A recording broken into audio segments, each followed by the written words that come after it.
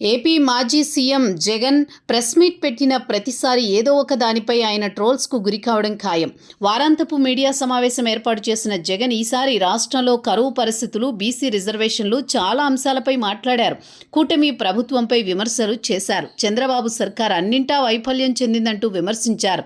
అంతవరకు ఓకే, కానీ press meet చివర్లో వచ్చే ఎన్నికల్లో వైఎస్ఆర్ కాంగ్రెస్ పార్టీ గెలిచి అధికారంలోకి వస్తుందట, సర్వేల్లో ఇదే తేలుతుందట అంటూ మీడియా ప్రతినిధులు ప్రశ్నించగా, చంద్రబాబు ఇదే మాదిరిగా పాలిస్తే తనకెవరు ఓట్లు వేస్తారంటూ తిరిగి జగన్ ప్రశ్నించారు. అదే ఇప్పుడు సోషల్ మీడియాలో వైరల్ అవుతోంది. కూటమి ప్రభుత్వంపై విపరీతమైన ప్రజా వ్యతిరేకత ఉంది అనేది జగన్ అభిప్రాయం. ఇచ్చిన హామీలు అమలు చేయడం లేదట, శాంతి భద్రతలు క్షీణించాయట, అభివృద్ధి లేదట, అవినీతి పెరిగిందట. ఇలా ఈ అంశాల చుట్టూ జగన్ ప్రెస్ మీట్ కొనసాగుతూ వచ్చింది. అయితే మొన్నటికి మొన్న ఓ ఊరు పేరు తెలియని సర్వే ఒకటి హల్చల్ చేసింది. అందులో కూటమి గ్రాఫ్ తగ్గి వైసీపీ గ్రాఫ్ పెరిగిందని తెలిసిందట. దానినే వైసీపీ సోషల్ మీడియా హైప్ చేసుకుంటూ ఉండగా, దాని గురించి ప్రెస్ మీట్లో ప్రత్యేకంగా ప్రస్తావించేసరికి ఈ మాదిరిగా చంద్రబాబు పాలిస్తే ఓట్లెందుకు వేస్తారంటూ ప్రశ్నించారు.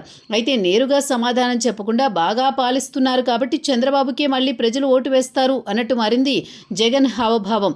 ఇటీవల హడావిడి చూస్తుంటే వైసీపీ అధికారంలోకి వచ్చేస్తుంది అనేటంత భ్రమల్లో ఉన్నారు ఆ పార్టీ శ్రేణులు.